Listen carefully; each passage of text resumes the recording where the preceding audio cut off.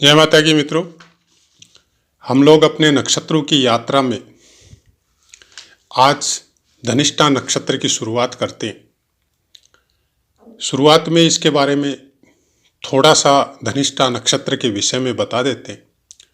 हालांकि सब नक्षत्रों का किस तरह का व्यवहार, किस तरह का बिजनेस, किस तरह का स्वभाव, ये पाठ हमारे 2 साल पहले ही आपको पोस्ट किए हुए हैं। तो शायद अगर कोई नए जुड़ रहे हैं तो उन पाठों को सुन सकते हैं। उसके बाद में ग्रह के अनुसार किस ग्रह में कौन कौन से ग्रह बैठते हैं, उनके ऊपर बाकी ग्रहों की दृष्टियों का हम लोग किस तरह के फल समझ सकते हैं, पुस्तक के अनुसार, अभ्यास के अनुसार, वो सब चर्चा या वैसी यात्रा हम लोगों की फिलहाल चल रही है। उसके बाद में इन्हीं नक्षत्रों को हम लोग डीप अध्ययन करेंगे कि किस तरह के फल नक्षत्रों के द्वारा हम लोगों को प्राप्त होते हैं, पुस्तकों के अनुसार भी और अभ्यास में भी। उसकी थोड़ी एक अलग क्वालिटी होगी। तो आप सब जुड़े रहिए। कोशिश यही है कि जो पुस्तकों के अनुसार या अभ्यास के अनुसार जिस तरह के पोस्ट या वीडियो हम लोग देखते हैं, सुनते हैं, भ्रमित होते हैं, ऐसा यहाँ पे कुछ भी नहीं परोसा जाएगा। जो हकीकत है कि आप ये सोचें कि हम अपने चैनल में ये बताएं कि आप ये काम कर लीजिए, आपका भाग्य बदल जाएगा, तो वैसा हम कुछ नहीं बताते और न बदलता है। ऐसी अगर हैसियत बताने से होती तो फिर सभी अपने भाग्य को बदल सकते थे। तो छोड़िए इन बातों को, क्योंकि अगर आप पुराने पहले से जुड़े हुए हैं तो आपको भी पता है कि इधर उधर की बातें हम नहीं करते। फालतू में किसी को भ्रमित करना ये ज्योतिष का विषय नहीं है, लेकिन सोशल मीडिया का विषय जरूर है। किस तरह से फॉलोवर बढ़ाए, किस तरह से सब्सक्रिप्शन बढ़ाए, किस तरह की ऐसी जानकारियाँ आपको परोसे कि आपके सुनने से आपको अच्छा लगता हो या बुरा लगता हो। क्योंकि आपको नेगेटिव करने वाले भी चैनल ज्योतिष के माध्यम से बने हुए हैं, आपको डर दिखाने वाले भी बने हुए हैं और आपको बहुत ज़्यादा उत्साहित करने वाले भी बने हुए। तो हम वैसी चीज़ों में हम नहीं जाना चाहते। फॉलोवर बढ़े, सब्सक्रिप्शन बढ़े, नहीं बढ़े, ये उनके ऊपर है। लेकिन जो बढ़ रहे हैं उनके लिए यही इच्छा है कि वो सुखी रहे और वो ऐसी जानकारियाँ प्राप्त करे कि अपने आप को भ्रम से निकाले, अपने परिवार को निकाले। क्योंकि ये गूगल और ये सोशल मीडिया का जो समय है, जिसको आप राहु काल बोल सकते हैं, ये प्रायकर पूरी तरह अपने पूर्ण स्वरूप में धीरे धीरे आते जा रहा है और उसका नतीजा भी हम लोग आसपास में, अगल बगल में हम लोग देख भी रहे। तो चलिए, धनिष्ठा नक्षत्र, ऐसे इंसान जिनका भी धनिष्ठा नक्षत्र होता है, चाहे लग्न में हो, चाहे आपका चंद्र धनिष्ठा नक्षत्र में विराजमान हो, और प्रायकर वो ही बोला जाता है जिसमें चंद्रमा विराजमान हो, क्योंकि सबसे ज्यादा इफेक्ट उसी का होता है। ऐसे जातक बुद्धिमान, कई विषयों के ज्ञाता और मन से हो, वचन से हो, कर्म से हो, ऐसी वाणी या ऐसे कार्य करते हैं कि किसी को ठेस नहीं पहुंचे, धार्मिक प्रवृत्ति के होते हैं, जीवन में अपने बल पे आगे बढ़ते हैं। सामान्यतः ऐसे जातक किसी के भी पक्ष या विपक्ष में, विपरीत मत में, ये सब जाने से हिचकिचाते हैं। क्योंकि ये पहले सोचते हैं कि चाहे बात सही भी हो, लेकिन फिर भी ये सोचते हैं कि हम अगर जाएगा तो उसके मन में थोड़ी तकलीफ होगी, इसलिए ये न्यूट्रल रहने का कोशिश करते हैं। ऐसे जातक विश्वास और इतिहास, विज्ञान, ये सब चीज पे बहुत विश्वास करते हैं और रुचि भी लेते हैं। वैज्ञानिक रूप में बहुत प्रसिद्धि भी प्राप्त कर सकते हैं। वैवाहिक जीवन भी बहुत सुखी होता है। और जैसा कि धनिष्ठा नक्षत्र के देवता भगवान वसु को बोला जाता है, और 8 वसु है, इनकी व्याख्या जब पूरे नक्षत्र की व्याख्या दोबारा हम लोग करेंगे, दोबारा जब बातें करेंगे तो इनके देवता के विषय में भी बातें करेंगे। बाकी सब पूरी डीप जो एनालिसिस हो सकती है, जितनी हमारे अंदर भगवान ने बुद्धि जो भी दी है उसके अनुसार हम लोग करेंगे। फिलहाल नक्षत्र की चर्चा करते हैं। लक्ष्मी का वरदान समझ लो आप, या सिद्धि समझ लो, ऐसे आदमी धन कमाने में बहुत उस्ताद होते हैं और प्रायकर लक्ष्मी जो भी काम में हाथ डालते हैं उनमें लाभ मिलता है। स्वास्थ्य के प्रति थोड़े लापरवाह हो सकते हैं, जिसकी वजह से इनका शरीर इतना कोई ज़्यादा हष्ट-पुष्ट या बलिष्ठ भी नहीं होता है। कुछ सर्दी, जुकाम, बुखार, खांसी, ये सब की प्रॉब्लम इनके अंदर रह सकती है। ये एक छोटा सा हमने इसके बारे में प्रेडिक्शन धनिष्ठा नक्षत्र के बारे में किया है।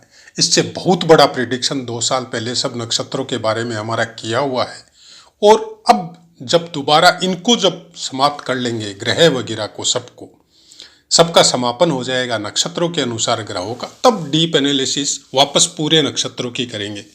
क्योंकि हमारा ये मानना है कि नक्षत्रों के अनुसार ही सब कुछ हम लोगों को ग्रहों के फल प्राप्त होते। अब आपका क्या मानना है, आपको किस तरह से समझ में आ रहा है, कहीं पे भी कोई बताने में समझने में कोई कठिनाई आ रही है तो आप निसंकोच कमेंट कीजिए। 100% आंसर देते हैं। ऐसा नहीं है कि केवल लाइक करके छोड़ दिया। जो भी वक्तव्य जितना हम दे सकते हैं उन सब का आंसर हम आपको प्रोवाइड करवाते हैं। अब बात करते हैं कि धनिष्ठा नक्षत्र में अगर सूर्य देव विराजमान हो तो किस तरह के फल प्राप्त हो सकते हैं। कुशल, थोड़ा स्वार्थी और कुछ दम्भी भी हो सकता है, मतलब घमंड कुछ। दूसरा चरण कुछ कंजूस मनोवृत्ति का बनाता है ऐसे इंसान को। और तीसरे चरण में बचपन थोड़ा प्रॉब्लम में बीतता है, बाद में धीरे धीरे अपने दम पे इंसान आगे बढ़ता है। चतुर्थ चरण कई कलाओं का ज्ञाता होता है, कई तरह की कलाएं उसके अंदर विराजमान होती है, कई चीजों की सीखने की प्रवृत्ति होती है। आदमी जो भी काम करता है उसको बहुत जल्दी कैच करता है। अब सूर्य देव धनिष्ठा नक्षत्र में है और उसके ऊपर चंद्रदेव की दृष्टि है, तो किस तरह के फल प्राप्त होते हैं। ऐसे इंसान कुछ इस तरह के काम करते हैं या बिजनेस करते हैं, उसके अंदर फीमेल्स की मात्रा कुछ ज्यादा होती है और प्राय कर उन्हीं के भाग्य से ऐसे आदमी बहुत आगे बढ़ते हैं। मंगल देव की दृष्टि हो, वकालत के पेशे में सफल हो सकता है। बुध देव की दृष्टि दूसरों के लिए परेशानी पैदा कर सकता है, खुद के लिए नहीं, खुद के लिए बहुत अच्छा रहता है। और गुरुदेव की दृष्टि उदार होता है, परोपकारी बनाती है, बुद्धिमान भी होता है। शुक्र देव की दृष्टि कई प्रकार के सुख, भौतिक शरीर को जो चाहिए, काम भोगों का बहुत अच्छा सुख प्राप्त होता है। शनि देव की दृष्टि शत्रुवंता बनाता है ऐसा इंसान को, और कुछ घमंड की मात्रा रह सकती है। तो ये थे धनिष्ठा नक्षत्र में सूर्य देव के और उनके ऊपर बाकी ग्रहों की दृष्टियां पुस्तक के अनुसार। अब अपना सेकंड पार्ट चालू होता है, जिसमें हम लोग क्या समझे, किस तरह के फल समझे। पहली बात तो ये है, प्रायकर सब पाठों में हम बोलते हैं, किसी भी नक्षत्र या किसी भी विशेष कोई ग्रह से संपूर्ण कुंडली की विवेचना कभी नहीं होती।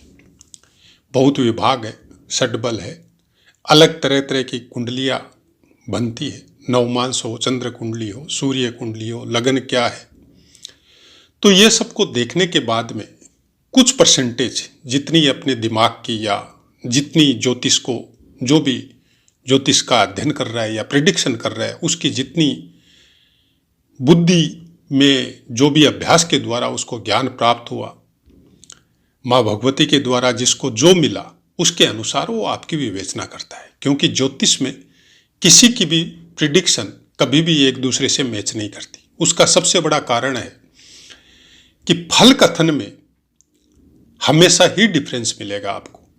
और ये केवल हम लोगों की बात नहीं है, ये उन ज्ञानियों की भी बात है जो अलग अलग क्षेत्र में उस ज्ञान को प्राप्त करके और अलग अलग जगह में निवास करके एक ही ग्रह या एक ही नक्षत्र को एक ही जगह में विराजमान होने से अलग अलग फल कथन कहे गए हैं। ऐसा ज्योतिष की पुस्तक भी बताती है और हम लोगों को अभ्यास में भी देखने को मिलता है।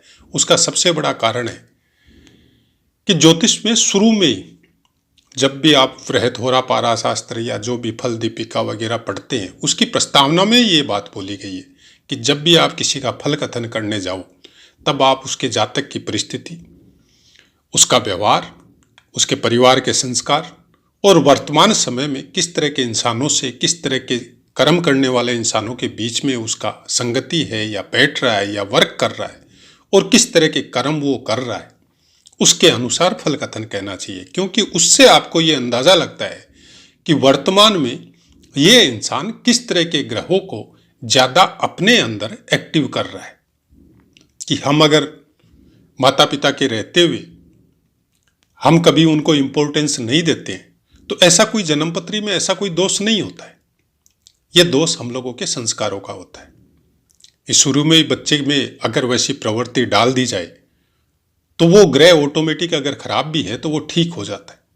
सूर्य हो, चंद्रमा हो, और सबसे ज्यादा बल इसी पे दिया गया है कि सुबह उठते ही आप अपने माता पिता को प्रणाम करो, सुबह उठते ही आप ईश्वर के मंदिर में और में आप जाओ या घर में भी पूजा पाठ करो तो आपका गुरु बलवान होता है। तो ऐसी बहुत सी बातें जो फिलहाल हम लोग ये बोल सकते हैं कि क्या होता है, क्योंकि गूगल का ज्ञान अभी भारी पड़ रहा है और हमारे अनुसार इसको हम राहु का ज्ञान बोलते हैं।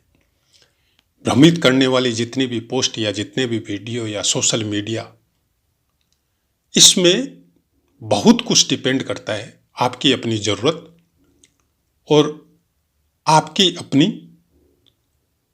वो जरूरत जिसकी जरूरत ही नहीं है।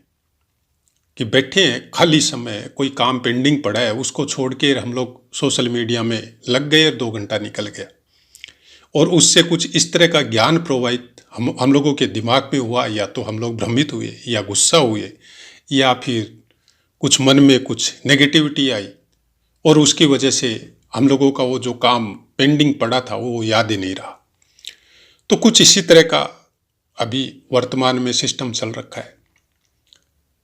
सुनना है, अच्छी चीजें सुनिए।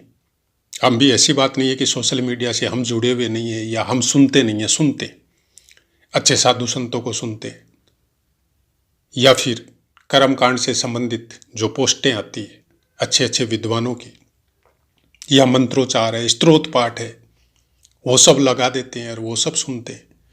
तो क्या जो चीज आपके दिमाग को शांत करे, अच्छी करे, कुछ अच्छा ज्ञान प्राप्त हो।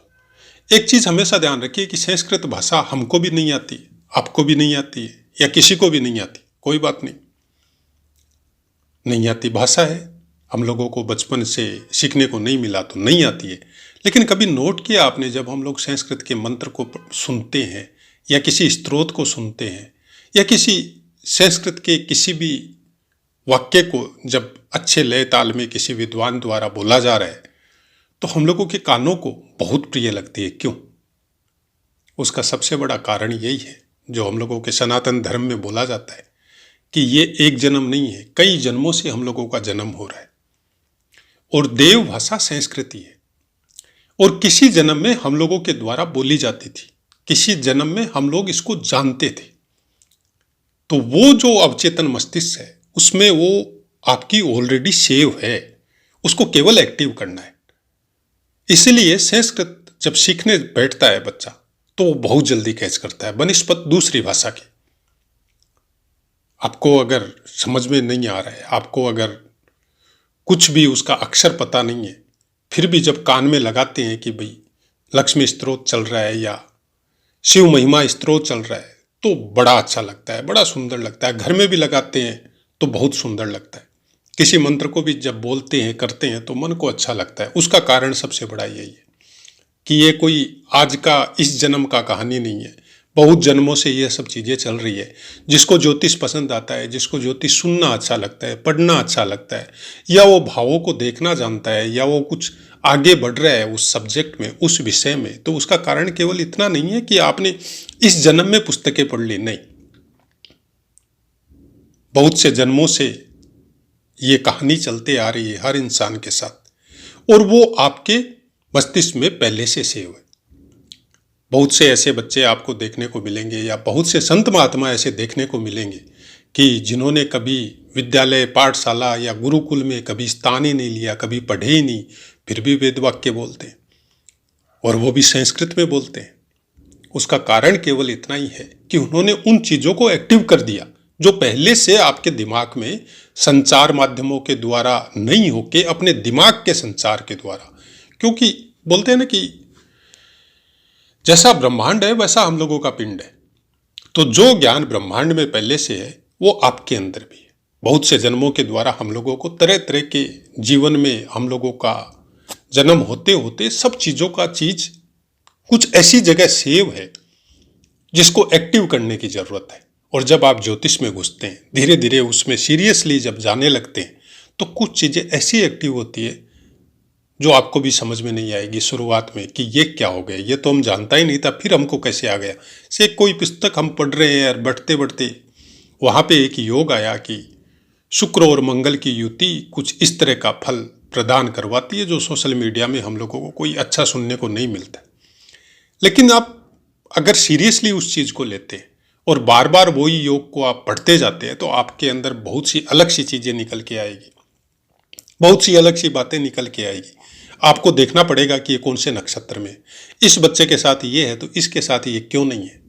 तो ऐसी बहुत सी बातें, बहुत सी चीजें हैं। हर ग्रह का अपना एक शक्ति स्वरूप बोल लो आप, चाहे व्यक्तित्व बोल लो। जैसे हम लोगों के घरों में 5 या 10 आदमी, 10 मेंबर है तो उनका अलग अलग व्यक्तित्व होता है, जबकि एक ही परिवार के मेंबर है, सब सेम नहीं होते।